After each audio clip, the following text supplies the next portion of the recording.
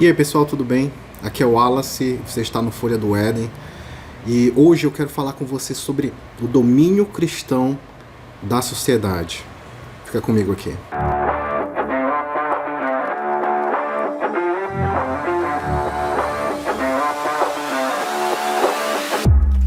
Hoje esse vídeo é para você que precisa entender um pouco mais sobre o que a Bíblia ensina sobre o cristão na sociedade, como uma sociedade muda e algumas coisas que têm me ocorrido, eu tenho visto em algumas conversas, sobre a ameaça que é um governo cristão ou a dominação cristã da sociedade.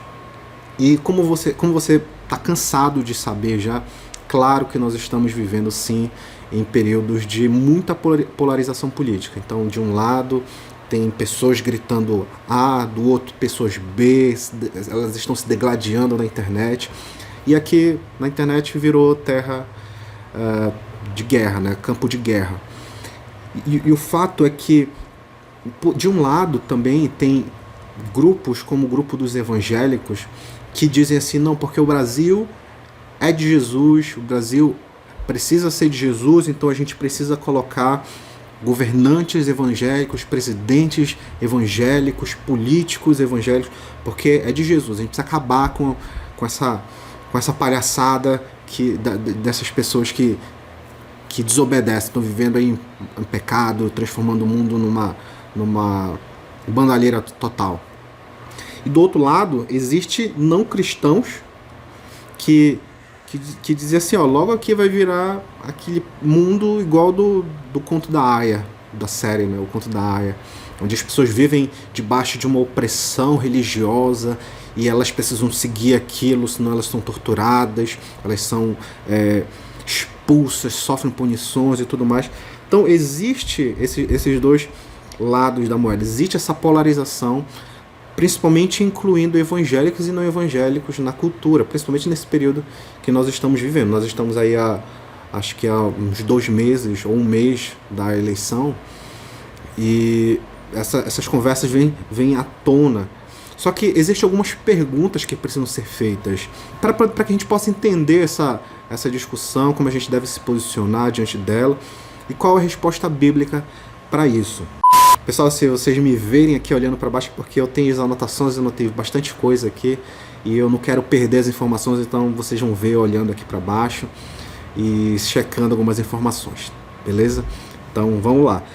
Então as perguntas que a gente precisa responder para entender essa discussão toda, a primeira é que domínio cristão? Que domínio é esse que a sociedade tem? Domínio de quem? É da igreja? Como é feito esse domínio? É através da política?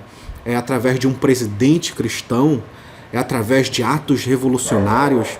É através da imposição dessas coisas às pessoas?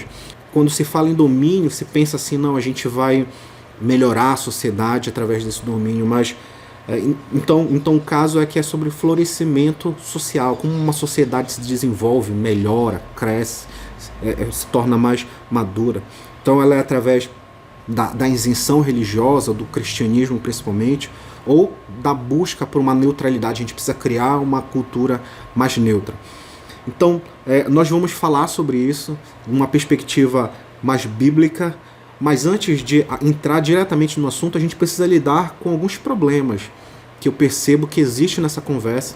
Recentemente eu ouvi um podcast onde eles trataram um pouco sobre isso, e eu percebo que dentro dessa discussão sobre domínio e tudo mais, existe um grande problema da hiper-espiritualização do senhorio de Cristo. E como isso funciona?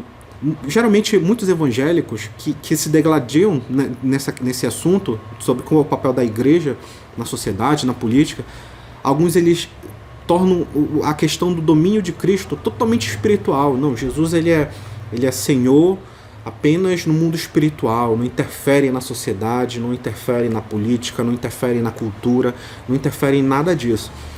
E isso é um grande problema porque, por um lado, eles dizem assim, Jesus é Senhor. mas na prática é mais ou menos, não é bem assim. Porque eles dizem, sim, Jesus é Senhor, mas a igreja não pode colocar isso sobre as pessoas. O domínio de Cristo é só sobre a igreja e sobre um reino espiritual, sobre a salvação, sobre a vida eterna, só sobre isso. E elas quebram assim uma perspectiva apenas de um lado espiritual, enquanto outros dizem, não, é sobre tudo. Jesus é Senhor sobre tudo. Um outro problema é a má compreensão ou uma falta compreensão, uma falta imagem do que significa o domínio de Deus sobre a cultura, sobre a política. É essa dicotomia, essa falsa percepção, como é no caso dessa série O Conto da Aia. Eles criam um cenário onde existe uma espécie de teocracia, que na verdade não é teocracia, coisa nenhuma, mas pessoas que usam o poder religioso e implementam um sistema de governo que oprime as pessoas. Então isso é uma má compreensão, uma falsa imagem do que significa esse domínio de Deus. Se a gente viver numa cultura teocrática, é isso que se parece. Esse é o espectro teocrático. E não é bem assim. Um outro problema que eu percebo também nessa discussão toda é a perspectiva de muitas pessoas, uma perspectiva negativa com relação à história, do plano de Deus, como Deus conduz a história. Então eles tendem a pensar que a história só é negativa, que o mundo vai de mal a pior e não tem o que fazer, a gente precisa abrir mão, é isso mesmo, deixa as coisas do jeito que estão. E existe esse grande problema dentro da perspectiva. Existe a hiperespiritualização do senhorio de Cristo, a má compreensão do que significa o domínio de Deus sobre as esferas políticas, cultural e etc. E uma perspectiva negativa da história. As coisas vão só de mal a pior, então não tem nada que a gente possa fazer, a gente tem que se livrar. Então, existe ou vai existir ou não algum tipo de domínio cristão na sociedade? Mas antes de eu responder essa pergunta, já curte esse vídeo aí, se inscreve nesse canal que a gente está começando, que a gente está trabalhando nele. A gente não sabe ainda muito bem como as coisas vão acontecer, mas nosso objetivo é colocar uma constância de novos vídeos aqui. Então curte já para dar essa moral e te inscreve também para receber outros vídeos, beleza? Então vai existir uma sociedade ou um domínio cristão social na sociedade? Sim ou não? A minha resposta objetiva é sim e não. Então não é bem objetiva, né? Não vai acontecer da forma que muitas pessoas esperam que aconteça, ou que elas acreditam que vai acontecer, como os cristãos vão tomar o poder social, cultural e político, e eles vão impor um governo que seja cristão, evangélico, teocrático. Não. E eles dizem mais, a gente precisa fazer isso, por isso a gente precisa ter presidentes cristãos sobre o Brasil, sobre o nosso país. A gente precisa de políticos que guiem a nossa nação, que legislem segundo a Bíblia. Mas esse não é o ensino bíblico, não é assim que funciona, não é essa a perspectiva. Mas sim vai acontecer esse tipo de domínio, mas através da ação de Deus, movendo as pessoas, movendo o coração das pessoas de dentro para fora. E é isso que eu quero mostrar para você, é isso que eu quero demonstrar para você através da Escritura. A história, o panorama bíblico que nos é apresentado é que desde os primórdios da humanidade nós estamos debaixo do pecado, nós estamos debaixo da injustiça, da maldade, a gente sofre, a gente experimenta dores, a gente experimenta doenças, a gente experimenta opressão uns contra os outros, mas o plano de Deus para a história, de uma forma geral, é o florescimento humano, é o desenvolvimento humano, é a extensão, o crescimento da justiça na sociedade e da paz, a paz sendo expandida para todas as terras. Essa é a perspectiva bíblica. Quando você olha a Escritura, de Gênesis a Apocalipse, você vê uma narrativa, você vê um plano, que é o plano de Deus, no florescimento da sociedade, como Deus vai trabalhar essas coisas. A promessa do domínio desse governo de Deus sobre a sociedade é através do seu Messias, através do seu ungido, do Cristo. E a gente percebe essa história, essa narrativa sendo explicada, por exemplo, desde do Antigo Testamento. Ele afirma essas coisas. Existia uma expectativa muito presente enquanto eles estavam vivendo, e existe assim também no Novo Testamento. Por exemplo, quando a gente olha a Torá, a lei de Deus, o Pentateuco, os 5 livros da Bíblia, a gente percebe de imediato que Deus ele promete o seu domínio primeiro através da promessa que ele faz a Abraão, desse florescimento, quando Deus promete aos patriarcas, não só a Abraão, mas também a Isaac e a Jacó, ele promete que todas as nações seriam benditas ou abençoadas através da descendência deles. E a gente entende, a gente lê através do apóstolo Paulo que a descendência é Cristo. Então essa é a primeira referência de Cristo, do Messias, o rei Messias, governando sobre todos. Ele abençoaria todas as nações, não só a nação de Israel, mas todas as nações. Então essa é a promessa que Deus estende desde os patriarcas até todo o Novo Testamento, como você vai ver mais na frente. Uma outra referência que a gente observa é quando Jacó, já no seu leito de morte, ele começa a abençoar os seus filhos, as tribos, os líderes, né, os nomes das tribos de Israel, quem representava eles, os seus filhos em si.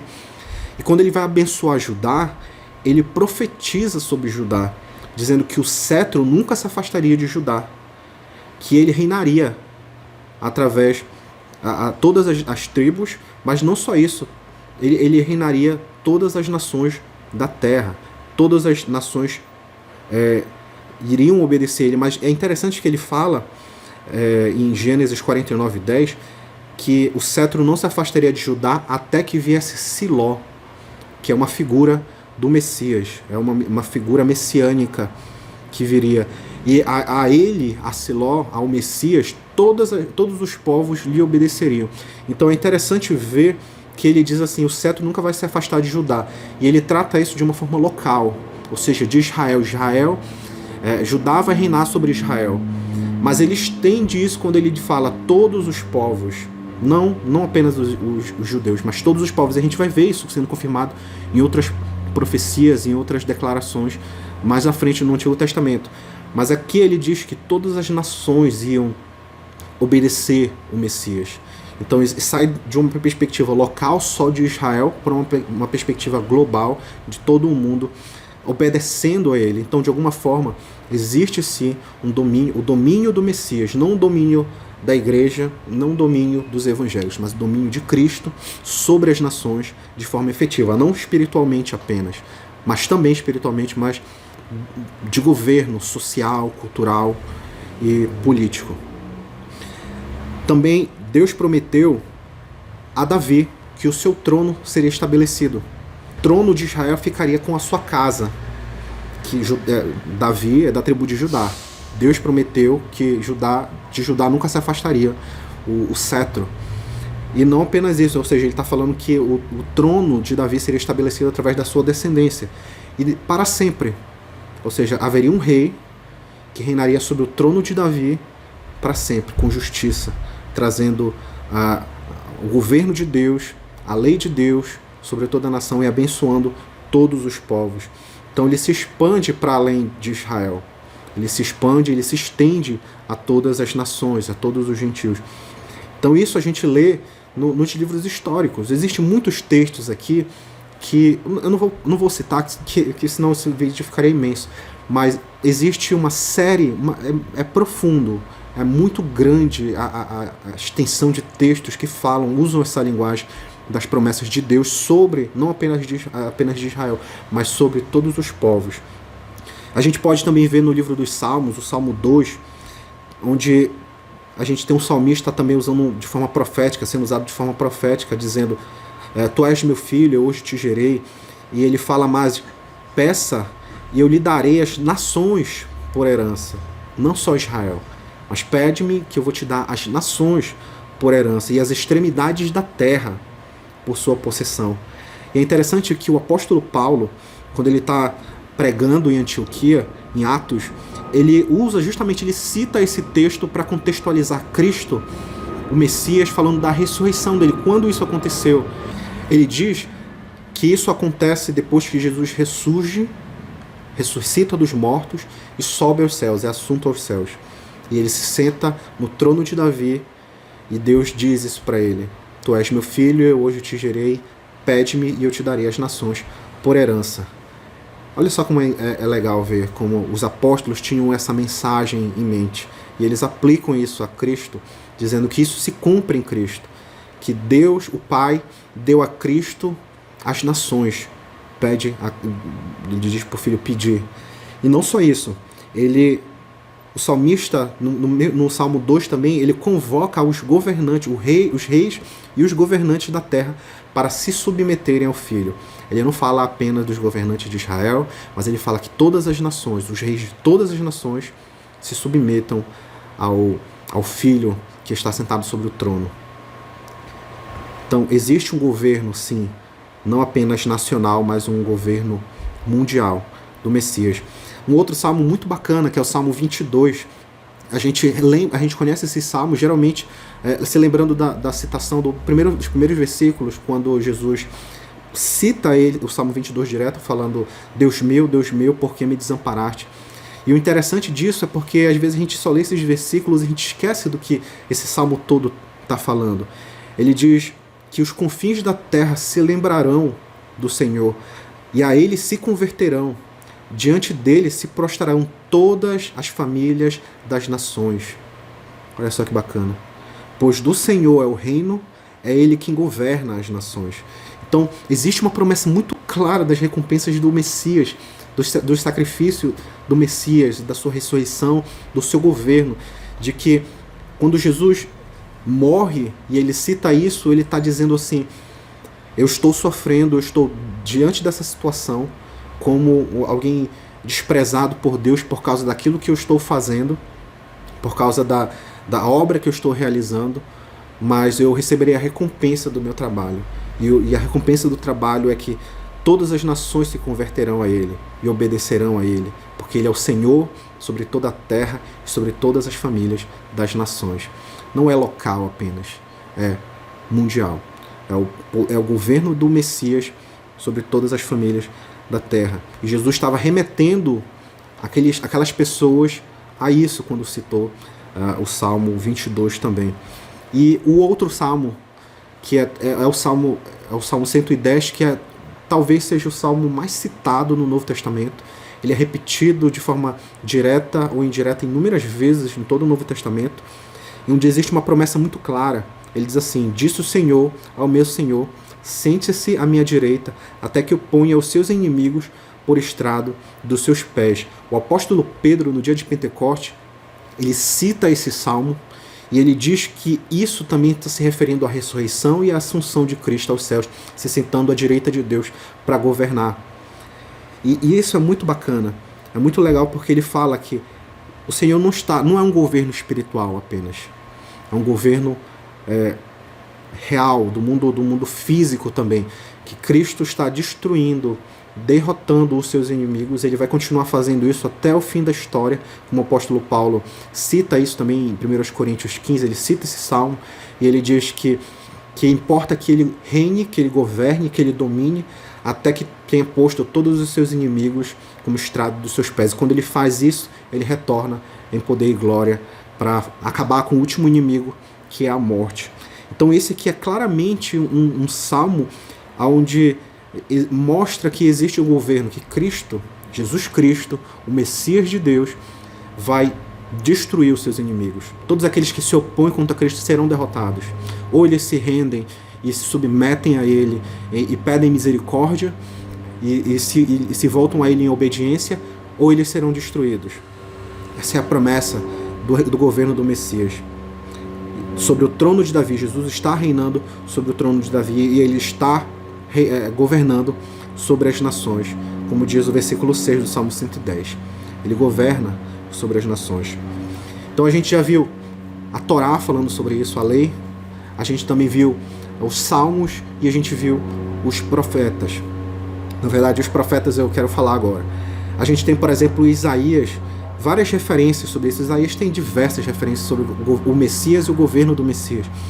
Ele, por exemplo, em Isaías, ele fala que as nações afluirão para o monte do Senhor para buscar a sua lei, para buscar os seus ensinamentos, e ele julgará as nações e trará paz para as nações. Ou seja, pessoas do mundo inteiro buscarão o Messias, buscarão a Cristo para aprender a sua doutrina, para buscar a sua lei, o seu governo, para se submeter a isso, aprender como governar de forma justa, como governar de forma prudente, como governar de forma que realmente ele quer, que de fato como o Messias quer, como Jesus quer. E isso, Jesus julgará as nações, destruindo todo o mal, trará paz sobre as nações. Também Isaías fala sobre o Messias, que é a raiz de Jessé, que estará posta por estandarte dos povos, será um banner para os povos, será um símbolo para todos os povos, e as nações recorrerão a ele, ou seja, as nações buscarão o seu ensino, buscarão refúgio no seu conhecimento, na sua justiça, para poder serem abençoados, florescerem como uma sociedade. Também o Isaías fala que as terras do mar aguardarão a sua doutrina. Ele será a luz para os gentios. Então o Messias tem um papel de governo soberano sobre o mundo todo. Existe um domínio do Messias, e esse domínio se estende para além dos domínios de Israel, mas se estende para todo o mundo. Jeremias e Ezequiel, quando falam da nova aliança, também falam sobre isso, mas o interessante é que ele fala que Deus transformará o coração das pessoas, para que essas pessoas não se afastem dele. E isso que é fundamental. O governo que Deus promete, ele nunca foi um governo à base da imposição. Então eu preciso de um presidente, eu preciso de um governante que governe, que seja evangélico, que seja cristão, e governe e imponha isso às pessoas. Não. O governo de Cristo, o governo que Deus intentou, é o governo que ele muda as pessoas de dentro para fora, para que essas pessoas desejem a lei de Deus, busquem a lei de Deus. Essas pessoas afluirão, os governantes, os reis afluirão até o Messias, buscarão o ensino do Messias, a lei do Messias, porque o seu coração será transformado, porque o coração deles anseia pela busca de entender a vontade do Messias, da vontade de Deus, seguir o seu caminho com fidelidade, para agir com justiça, agir com retidão. Então eles vão buscar o Senhor para ter essas coisas. E essa é a promessa da nova aliança. Essa é a promessa que a gente tem em Cristo, da mudança. Ou como o profeta Zacarias cita, que não é por força nem por violência, mas Deus vai fazer isso através do seu Espírito. Então essa é a expectativa que existia, que está repleta no Antigo Testamento. Existia uma expectativa real de que o governo de Cristo, do seu Messias, do seu ungido, seria não somente para Israel, mas também seria para as nações. Abençoaria todas as nações, todas as famílias da terra. Também a gente vê isso no Novo Testamento. Essa mesma mentalidade está nos apóstolos, está na igreja, ela é transportada durante todo o ensino do Novo Testamento também. Alguns que eu já citei aqui, por exemplo, o apóstolo Pedro fala sobre isso, e eles argumentam exatamente sobre isso no dia de Pentecostes. O apóstolo Pedro, no capítulo 3, ele e o apóstolo João, ele pregam no templo sobre isso. Eles mostram que essa expectativa está se cumprindo, e ele se cumpre em Cristo. E Jesus está fazendo isso, que Jesus é o Messias, que Jesus está sentado no trono de Davi e que Jesus está governando. E que eles precisam se render ao governo de Cristo, se submeter a ele. E não agir como pessoas que estão rebeldes, se rebelando contra ele. Também Pedro e João falam isso na presença do Sinédrio em Atos capítulo 4. O diácono Estevão fala isso diante do Sinédrio também, em Atos 6 e 7, quando ele dá a sua explicação sobre isso. E é interessante que ele traz isso de forma muito profunda. E eles de forma nenhuma dizem que isso é exclusivo para Israel. Pelo contrário, eles se repetem, dizendo que isso é para Israel, para o povo de Israel, mas também para todas as nações, ou todos aqueles quanto o Senhor chamar. Essa é a promessa de Deus, é a promessa que vai para além de uma nação, mas vai para todas as nações serem abençoadas. E no caso de Estevão, quando ele deu toda a sua defesa e as pessoas, os fariseus, os líderes ali, estavam com tanta raiva dele por aquilo que ele estava falando, dizendo que Jesus é o Senhor sobre tudo e todos, que ele é o Messias prometido, eles decidiram matar Estevão. E é interessante que, antes do apedrejamento, a Bíblia diz que Estevão viu a glória de Deus e ele viu Jesus. Isso é muito verdadeiro e é muito significativo para toda essa narrativa. Ele viu a glória de Deus e ele viu Jesus que estava à direita de Deus. Todas as referências que nós lemos dos Salmos, dos profetas, falam sobre o Messias, o Filho do Homem, está à direita de Deus, governando. E aqui Estevão olha e vê Jesus à direita de Deus, porque ele está governando. E Estevão não teve medo da morte, porque ele sabia que a sua vida era um testemunho de que o rei veio, de que o rei está governando sobre tudo e todos, que a sua vida não era maior do que o grande plano que o Senhor está realizando na história.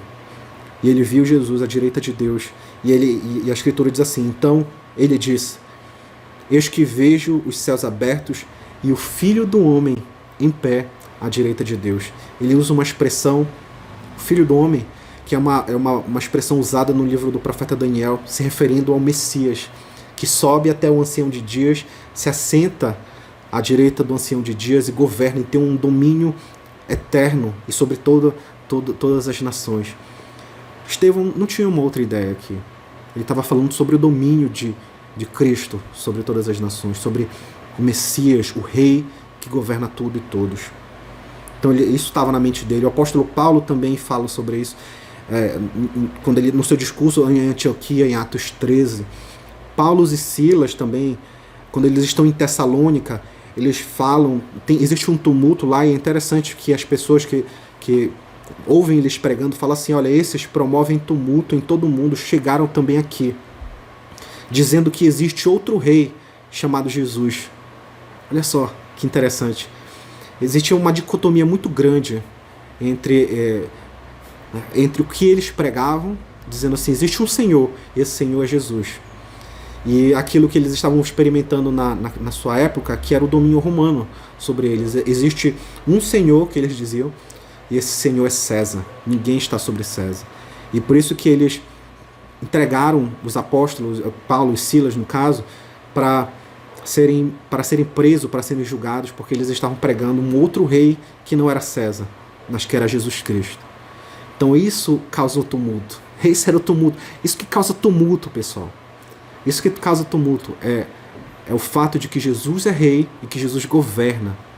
É isso que as pessoas não gostam. É isso que os inimigos de Cristo não gostam. Eles odeiam isso, porque é um fato. Jesus está destruindo os seus inimigos. Isso ele está destruindo. E isso é uma lição pra gente quando a gente aprende com Estevão, com os apóstolos, porque essa era a mensagem que eles pregavam e eles morreram por isso. Mas eles morreram confiantes de que Jesus está reinando e que suas vidas estão na mão dele. Que o governo dele se expande por toda a terra, sobre todas as nações, sobre todos os governos, e que eles experimentariam disso também. Porque o governo de Deus, do Messias, não é apenas desse mundo, mas também pro mundo espiritual, pro mundo pós-morte. Paulo também fala sobre isso no discurso dele em Atenas. É interessante, Atenas, no capítulo 17, no versículo 30 e 31, ele está falando com atenienses, com não cristãos, com gentios. E ele fala o seguinte: Deus não levou em conta o tempo da ignorância de vocês, mas ele ordena que todas as pessoas, ou seja, não importa se é só judeu, é judeu e gentil, que todas as pessoas em todos os lugares se arrependam, ou seja, se abandonem os seus maus caminhos e abracem o caminho do Messias. Porque ele, Deus, marcou um dia para julgar o mundo com justiça através de Jesus Cristo. Então, existe uma mensagem que ela é para todos, para judeus, para gentios, de que Jesus reina e que ele vai julgar a todos. Também o apóstolo Paulo, ele chama Jesus de único soberano da terra, o Rei dos Reis e Senhores e Senhores. João chama Jesus de o soberano dos reis da terra também, e ele reforça isso chamando Jesus também de Rei dos Reis e Senhor dos Senhores em Apocalipse. Então, existe uma mensagem muito consistente de Gênesis e Apocalipse, de que Jesus é o Messias, de que a promessa feita a Abraão de abençoar as nações aconteceria através de Cristo, de Jesus Cristo. E quando ele veio aqui, morreu, ressuscitou, está sentado nos céus, ele está cumprindo isso. Jesus hoje está assentado sobre o trono de Davi, o trono que Deus disse que seria eterno.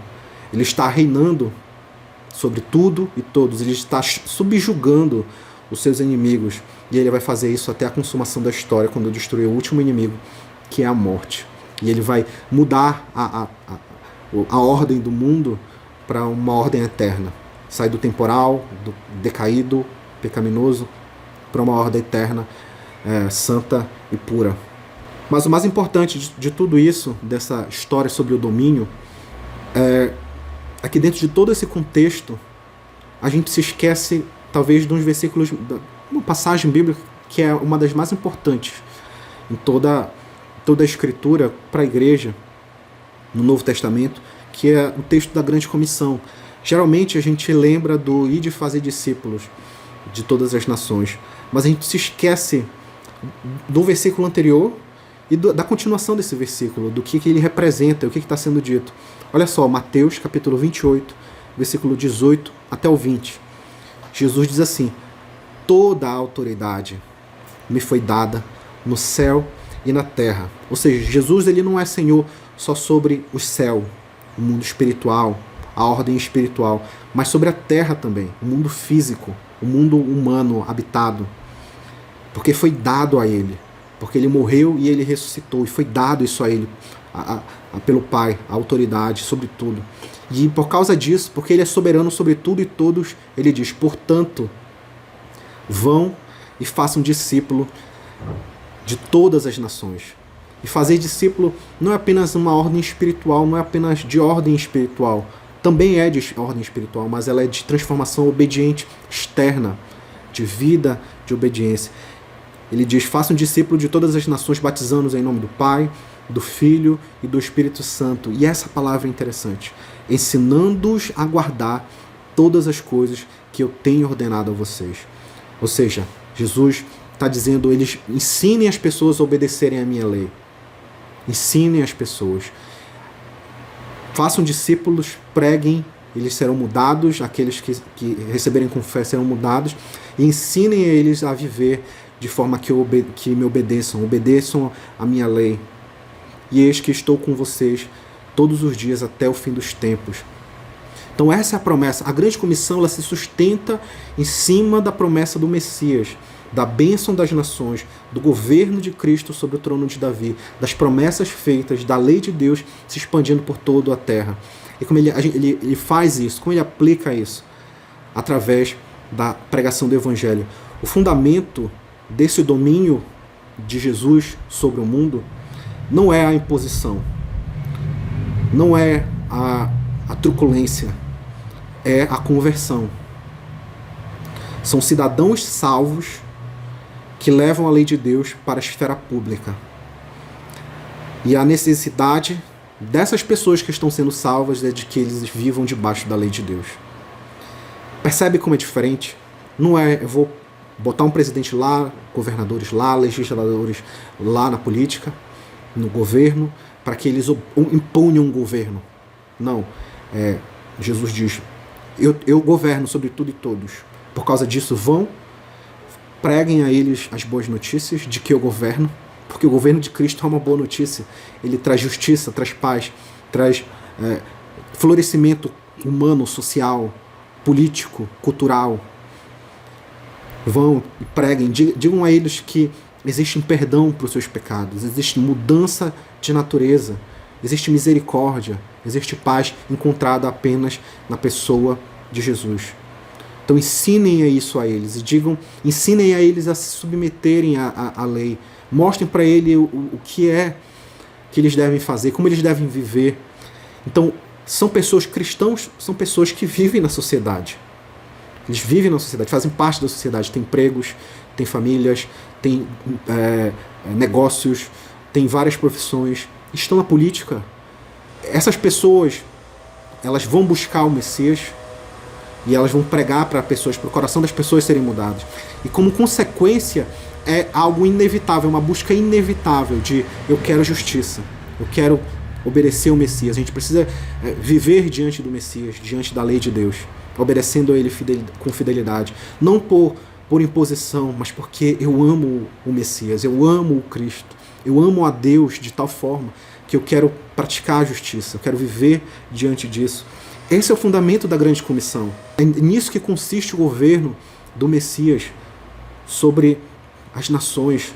O domínio da lei de Deus sobre as nações é para o florescimento social, para o florescimento humano, conforme Deus, como Deus planejou desde a sua criação, da criação de todas as coisas, da humanidade. A gente está falando aqui de justiça, de liberdade, dignidade para as pessoas, de verdade, de bem-estar social, de paz. Esses são os frutos do governo do Messias. E é isso que ele nos compele a ir pregar, a ensinar, porque nós queremos isso. Então, de forma geral, sim, existe uma expectativa do domínio de Cristo. Ele está reinando hoje sobre todas as coisas. Ele vai transformar todas as esferas que existem. Ele é Senhor sobre todas elas. Mas isso não vai acontecer por imposição política, nem por compulsoriedade. Mas vai acontecer através da pregação do Evangelho e pela mudança dos corações das pessoas. A política e os governos não existem para privilégio da igreja. Então a gente não precisa colocar políticos lá para beneficiar a igreja. A igreja não precisa disso. Mas eles precisam estar lá para governar para o bem comum. A obediência a Deus, ela é sim abençoadora para o povo de forma geral. Não existe neutralidade. Quando a gente obedece a Deus, Deus abençoa a sociedade. Mas o papel da igreja nessa história toda, nosso como cristãos evangélicos e tudo mais, nosso papel ele é apostólico, ele é profético. Nossa missão é anunciar que existe apenas um rei, que é Jesus. E que ele é Senhor, que ele é soberano sobre tudo e todos. E a gente deve chamar eles ao arrependimento. A gente deve chamar políticos ao arrependimento. A gente deve chamar governos ao arrependimento, a se submeterem a Cristo, a pararem de desobedecer a lei de Deus e a viverem conforme ela, porque senão eles serão punidos. Essa é a nossa missão. Não é compulsório, é proclamativo. A gente anuncia, a gente chama eles ao arrependimento. Nós, como igreja, devemos nos preocupar mais com a pregação do Evangelho. A gente tem que se preocupar com criar as nossas famílias debaixo do temor do Senhor e viver como pessoas que estão debaixo desse governo soberano de Cristo. Nosso exemplo, ele deve ser visível para as pessoas. E eu quero finalizar esse vídeo aqui citando Deuteronômio 10, no versículo 12 a 14, que ele é uma reflexão muito bacana, que é o que Deus espera de nós, e como a gente pode responder isso. Diz assim: e agora, Israel, o que é que o Senhor requer de vocês? Não é que vocês temam o Senhor, seu Deus, andem em todos os seus caminhos, amem e sirvam o Senhor, seu Deus, de todo o coração, de toda a sua alma, para guardarem os mandamentos do Senhor e os seus estatutos que hoje lhes ordeno, para o bem de vocês? Eis que os céus e os céus dos céus são do Senhor, o Deus de vocês. A Ele pertencem a terra e tudo o que nela há. Essa é a nossa esperança, essa é a nossa expectativa. É isso que nós devemos levar para o mundo e é essas verdades que nós precisamos defender. Beleza? Eu espero que essa mensagem tenha te abençoado, que esse estudo tenha esclarecido um pouco a sua mente sobre esse mundo político, sobre essa turbulência política. E lembrando que nosso papel é trazer esperança para as pessoas. O que traz esperança é a proclamação de que o Messias reina e que ele está transformando todas as coisas. Certo? Então, se você se sentiu abençoado, se sentiu edificado nesse estudo, de novo, curte esse vídeo, compartilha com amigos, com irmãos, se inscreve nesse canal e se tu tiver algum comentário, manda aí embaixo para que a gente possa conversar e ficar de olho aqui no canal, que é assim que a gente puder, a gente vai mandando, vai criando mais estudos, vai gravando mais vídeos. Alguns mais curtos do que esse e outros nessa pegada, que é mais um estudo. Mas o objetivo é que você seja edificado, que você viva uma vida integral diante de Cristo e diante da cultura, da sociedade, fazendo aquilo que Deus te chamou para fazer. Beleza? Que Deus te abençoe e um abraço.